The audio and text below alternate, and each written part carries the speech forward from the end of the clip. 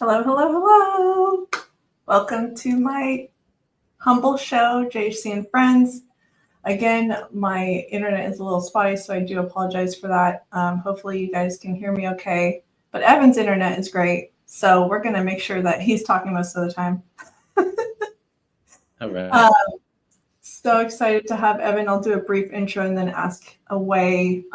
Evan, you have successfully grown a real estate business.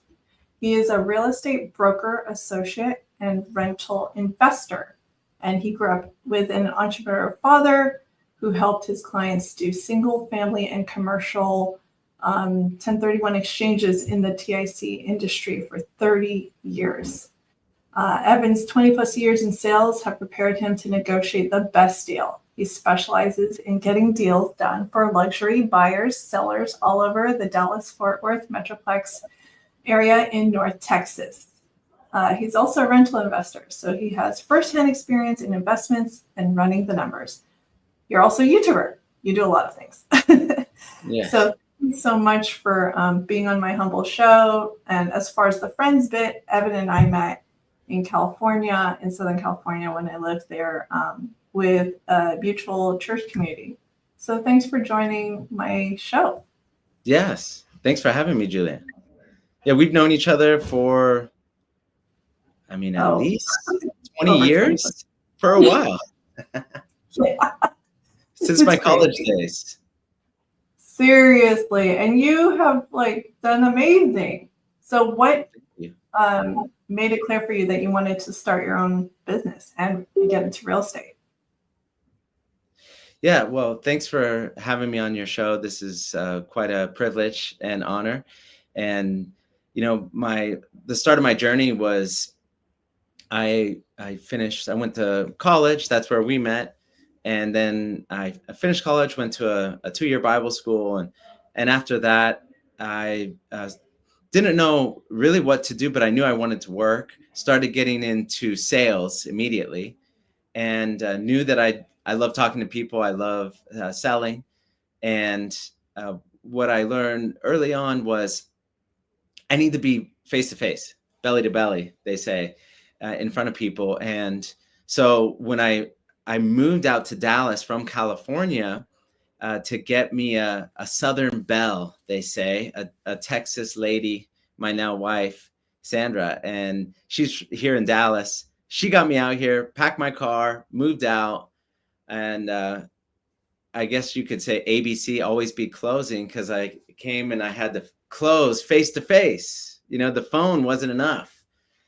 So I came out and then realized, because I like that face-to-face, I started working for Xerox.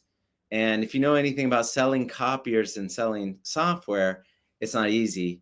I had to go, door to door, all throughout downtown and uptown Dallas, and cold call almost every door, every floor of all these high rises. And, just realized that I love that face-to-face. I don't mind the difficulty of knocking on doors, but ended up getting President's Club, having some success there. But at the same time, right after I stopped working there, I started getting into real estate and got my real estate license on the side, actually mostly with the view of helping my church community, because there wasn't a full-time real estate agent in my church. And I had people coming and asking me real estate questions because they knew I was licensed. And so what ended up happening is, actually right after COVID, I was working a full-time job doing sales and doing actually more and more real estate sales, eclipsing my full-time job. And I was contemplating quitting and going full-time real estate, but it's difficult, when you're getting a 6-figure income and you to go to commission only is difficult, especially supporting my wife and our newborn baby. And but sovereignly, it worked out that I got let go of that job because I was the bottom of the totem pole of that organization. And it was COVID, sales weren't good, And so it worked out that it made it very easy for me just to go full-time real estate, which I wanted to do. And the big catalyst was so I could be my own boss. I was marketing, even the company was named the last name of the owner. So I was like, why am I selling and promoting the last name of this guy I don't really even know when I could be doing that for myself and my own business? So that's when it just became abundantly clear to go full time and pursue my own real estate business. That's so cool. And real estate is not easy either. Oh no, over 80% of brand new real estate agents fail in the first 2 years. Over 80% fail rate. It's extremely difficult, and a lot of people get into real estate because it's a low bar. You take it, you study, do some a few courses, you pass a test, which is it's not that difficult, but you pass that, and then you could get in. So you have the cousin Vinnies and the Aunt Sallys out there who think they just get their license and they could start selling homes no problem. It's not easy. It's difficult. Think about it. It's going to be the most expensive asset you will ever buy for the majority of people, most expensive asset. So surely you need an expert to guide you through that process, because it's fairly complicated. It's not that easy.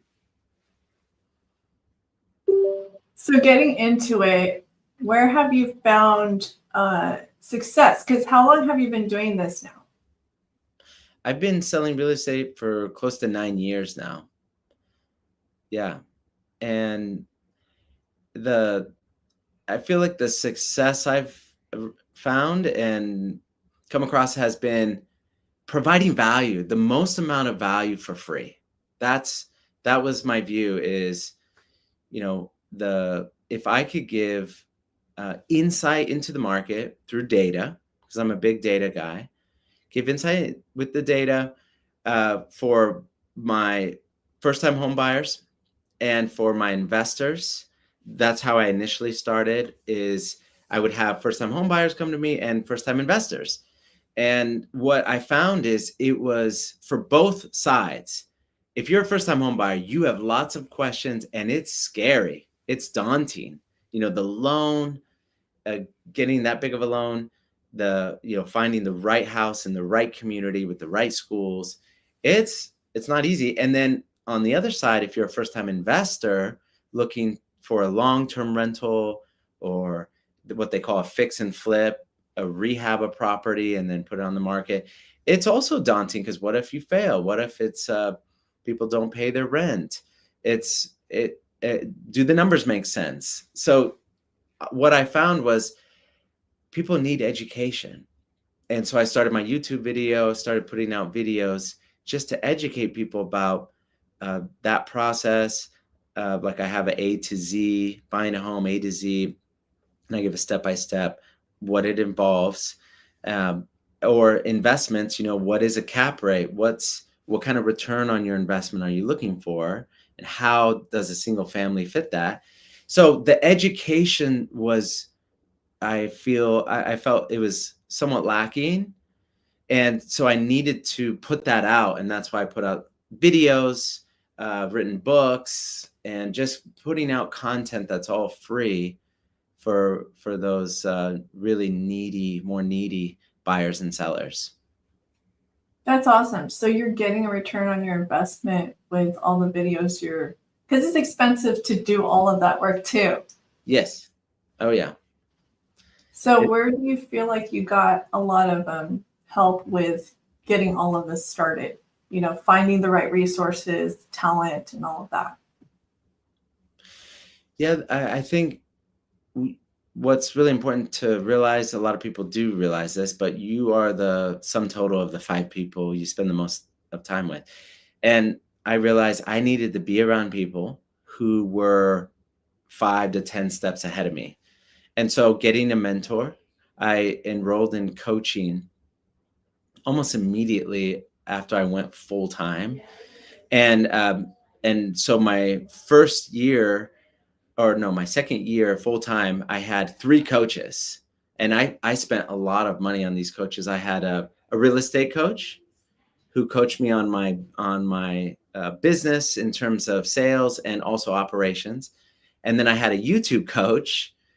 And thirdly, I had a personal coach just to help me with, some of my struggles, because I have ADHD, and it was sometimes scheduling and getting things done on time was difficult, because in having your own business, I'm in charge of sales, marketing, operations, finance, taxes, all the things. And so having those 3 coaches to keep me accountable was a game changer. And I feel like even if you're really good at what you do, you should have a coach. Look at any, Kobe Bryant, any of these superstars, they always have a coach just to sharpen their skills. That's awesome. And I think the other thing too is like you went all in on everything, like marketing, hiring coaches. A lot of that had costs up front. You had to take the risks. Mm. And then when did you start seeing a return on your investment with everything into yourself and into your brand? Did you start getting success almost immediately? I did. Even when I first started real estate part-time, I had, it's really important just to know who your sphere is, your sphere of influence, SOI, they call it. And to understand that actually that's your lowest hanging fruit, because those are the people who already know, like, and trust you. So you don't have to convince them of your character, of your person, and of your ability. So that started immediately with a lot of my church friends, because I'm involved in church. And so tapping into that, but not in a public way so much. It was really more on the, okay, let me post regularly on social media, and I'm connected to a lot of my friends, and then they could see what I'm doing. So that's where it initially started. And as I started to get business, then they would tell their friends and referrals. But a big thing was having at least 3 to 4 areas of lead focus where I get my leads, because it's too easy. And I meet lots of older agents who rest on their laurels of prior success and depend on referrals. And I think that's, one lane, one strategy, but you really should have 3 to 4 consistent lead sources. And so I was always trying new things. I started Facebook ads, and I had a bot that was chatting with people, and that helped tremendously. But then the Facebook ads started going down. They weren't very effective. So then at the same time, I was farming a neighborhood, meaning the neighborhood I lived in, I was on the board. I was the real estate expert. I gave a real estate report to my community. I started a garden club there just to get to know my neighbors, and because I love gardening and chickens and quail, and so just started to do that farming. And then then I got into very much on the side of Google and SEO. So if you look up, Realtor in Dallas, I'm typically the top 3 under Google Maps. So really Wow. getting those reviews on Google and on Zillow, and always making sure my profiles are up to date, and I'm putting out content. I think that it got me leads, but it also just strengthened my profile when people came to me to research me. Yeah, I mean, when I was just typing Evan Downey, it like popped up in my search really quick. I don't even remember going to your actual website, and it still popped up easily. Oh, nice. I was trying to pull up, and then you also have a good amount of followers too, on 12,000 followers on Instagram. Yeah. Which is really good. So you get a lot of your leads from different, I guess you could say, traffic sources and funnels. Yes. So Yes. cool. Mm-hmm. And it's a lot to manage. Do you have a team? I do have a team. I started as a solo agent, and now, I have 2 employees. One is my executive assistant. Another is a social media manager, helps me with that social media. I just hired them just a month ago because Wow. it was just too much It's a to lot. handle. Yeah. And then Yeah. and then I'm building a team because EXP Realty, there's no marketing department. We have 85,000 agents. We're the largest brokerage in the world in over 25 countries. Wow. And the way we promote EXP Realty, because we're a publicly traded billion-dollar plus company, the way we promote the company is direct marketing. And so I also building my team under me. I have 5 people under me now. I'm not technically a team, but I help train them, Hmm. basically make them to be like me, essentially to get Yeah. this regularly. And then I'm also a mentor with EXP Realty. So any new agent, they look up a mentor in the mentor program, and then I pop up. So I Wow. mentor, I think, about 4 or 5 people as well. Oh yeah. That's great. And Mhm. so obviously you primarily focus in the Dallas market. Yes. I mean, it must help that Texas is a hot state. Yes. Oh, that's so many people I've been helping this year alone. I've helped a family from Georgia move, family from New Hampshire, a family from Seattle, um, Nice. a California couple with an Mhm. investment. So people are moving here from all over the country. And actually, Urban Land Institute at the Mhm. end of last year, every year they put a top 10 list of metros to invest in, the best metros, and Dallas was number 1 for 2025. Oh wow. Yeah, so for all my investment clients and investors, I mean, Dallas is number 1 city, not just for single family, but even multifamily, Mhm. so apartments and multiple units. I don't do much commercial. I do a little commercial. Mhm. I am licensed to do commercial, but I focus on single family, multifamily. Yeah. So, and it's a really hot market, mainly because we have the infrastructure. Mhm. Dallas, Fort Worth Metroplex composes about 200 cities, if you can imagine that. About 8 million people in this metroplex. It's wild. We have more population here than the majority of the states in the country. So, especially the smaller states. But so we have the infrastructure, jobs are moving here, companies are relocating here along Mhm. with people because of the affordability. And we have plenty of homes to go around. Yeah. And great tax system. Yes, no income, no state income tax. That's Yeah. nice. Yeah.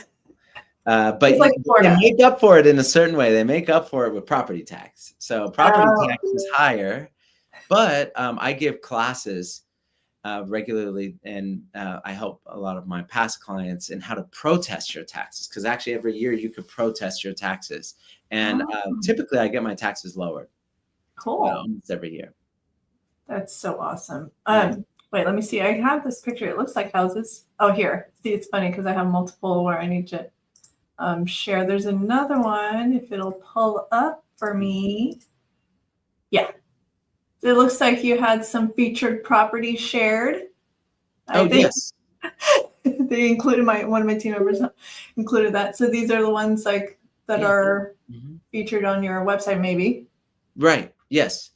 Yeah. That one in the upper left is an Airbnb property down at the lake, Cedar Creek Lake. Cool. And it's amazing. That one's bringing in over 100,000 a year of Oh, income, wow. and it's right there on the lakefront. And yeah, so that's I help my investors because I'm an Airbnb owner operator in Dallas and at the lake as well. So have insight in helping people buy Airbnbs and also sell them. That's So awesome. and that's a big thing, and I just put out a video regarding this, that whenever people are looking to hire a real estate professional to buy an investment or sell an investment, most agents are not trained that way to think with the way of investing. And so it's always good to consider a real estate agent who works with investors regularly, And also the best is if they're an investor themselves. Yeah. So I'm yeah, sure. that's a good one. Yeah. And I'm sure there's a lot of folks that are looking to see what can I do, get residual income, investing in property, and how do I do that with Airbnb? So Yes. it's nice to have that extra level of expertise and for you to consult someone through that process. Because, Sure. um, yeah, I wish we invested in Airbnb a long time ago. Oh, well, there's still so many opportunities. I found some land at the lake, and I got Oh, the land way under price, mhm. and we're building it out Really? to have that. We're going to build two Airbnbs right next to each other. They're 2 lots, lakefront. Cool. So there are ways, creative ways, where you can find land and develop it, or you could find an existing property. I even looking if whoever's watching can look at my YouTube channel and look up investing in Airbnb. They'll see I put out a video in the key things to look for when investing. So there actually still are opportunities out there. I'm actively looking for multiple clients on Airbnb side. Awesome. Hmm. Before I know I'm going to run out of time soon, and I'm going to forget to ask you because I know you said you were comfortable with talking numbers, um, and you're one of the top producers. It sounds like it's not just within the state but globally. Hmm. So Yes. whatever you're comfortable with. How much have you already sold in units, and even if you hit a revenue goal or surpass that, I would love to. Yeah. Tell me. Sure, sure. So, for example, EXP Realty, they have their version of President's Club, which is like the top producers in the company. And for the last 2 years in a row, I've gotten Icon. It's called Icon, and that means you have to sell, it's $2 to $3 million or so worth of business, and then you hit capping, meaning you go 100% commission. You don't have to pay the broker anymore, except small fees. And then after that, you have to do about 20 deals after that, and it's all within a year period. So if you accomplish that, then you hit Icon. And what's great about my brokerage, then I get all of the money I paid to them via stock, back via stock. So I get that commission back, which is cool. So I've hit that. And so last year I finished 30% above the year prior, and close to 13 million in sales. And this year I'm on track to close close to 20 million in sales. So my goal is 18,500,000, and I'm on track currently. I'll be closing maybe close to 3 million this month, and I'm on track. So that will be my goal this year was a 50% growth from the year prior, and God willing, that will happen. So it's been wonderful. That's awesome. Congratulations. Thank you very That's a much. dream for a lot of realtors. And the thing is that I'm noticing just from listening to the market in general, like there's not a lot of inventory. Isn't that part of what's affecting, what's making it hard for some realtors? And Yes. yeah, Yes. So 2024 last year was the least amount of sales since the mid 90s. And that's not even accounting for population growth. And so it was a really slow year. And multiple factors. And the reason I think the election and the uncertainty, the high interest rate was a big one. And now what we're seeing is inventory has been increasing. And so now we in the Northeast and in some parts of West Coast like California and Washington, the inventory is still very low. Typically, it's about 2 to 3.5 months inventory, which is very low. A normal market, a balanced market between buyers and sellers, is 6 months inventory. So it will take 6 months to sell all the inventory if you didn't add any more new listings. Now in Dallas and the Sun Belt states, you could say, inventory has gone up, And we in quite a few cities are pre-pandemic levels. So in Dallas, we're pre-pandemic, which is good. So it's more of a balanced market. Is actually in Dallas is becoming more of a buyer's market. And it's actually good for a lot of the buyers that I'm working with, because you could get good deals. You could get lower price than the asking price. And I'm seeing a lot of seller concessions where they're offering $10,000 to $15,000 for the buyer, so that the buyer can use that to buy the interest rate down. A lot of people right now are saying, oh, I'm going to wait for the interest rate to go down. Don't do that. Don't do that, because there's strategies that I've used probably 4 or 5 times thus far this year to get money from the seller to bring the interest rate from, say, 6.5 down to 5% interest. And you can do that by what's called a seller concession to buy the rate down. So lots of great opportunities right now, especially for buyers. That's really cool. And I know we're running close to the end, but I want to make sure we share, and we have been sharing all your socials. But the other thing too, that it looks like you also have a book or Yes. two. Absolutely. Yes, I do. I have one on there that you're not featuring on for investors. So I have a how to sell your home for most amount of money, how to buy a complete guide to buying a home. So one for sellers, one for buyers. And then I also have 2 other books. One is for investors specifically, and then one is a book in Spanish. Like I had a listing appointment this morning with a Spanish speaker, because I speak fluent Spanish. And so, so for anyone wanting that book, you could get it for free. I could give you a free digital copy. And if you message me, I can mail you a physical copy as well. Wow, that's so awesome, and so much hard work put in. And I'm so glad you've gotten so much success being a realtor. I mean, Philip's tried to talk me into it. I'm like, there's so many out there, especially in Florida. I know. People think it's easy, but then, I'm competing against 20,000 agents here. It's not easy. But you set yourself apart. Yes, that's the big thing, because there's so many, like I said, the cousin Vinnies, the Aunt Sallies who sell one home a year just for a little income. It's difficult, but because there's so many conducting their business in that way, there's a lot of opportunity to rise above the rest, just by putting good old hard work, understanding how to market yourself, and giving value to potential clients or non-clients alike. If you have that mindset to give, it's much better to give than it is to receive. If you have that mindset, it'll just come back to you. That's awesome. That's a great way to conclude, because I was going to ask you, any last words of advice for anyone who wants to start a business or even get into the realtor world? You're very inspirational. I can see it. Very entrepreneurial. So I'm sure. Right. Well, no, I appreciate that. It really is. Don't try to sell to people. People don't want to be sold.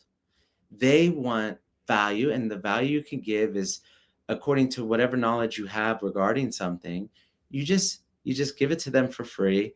I recommend doing it in multiple formats. That's why I do video and book and blogs, writings, because people like to consume information in different ways.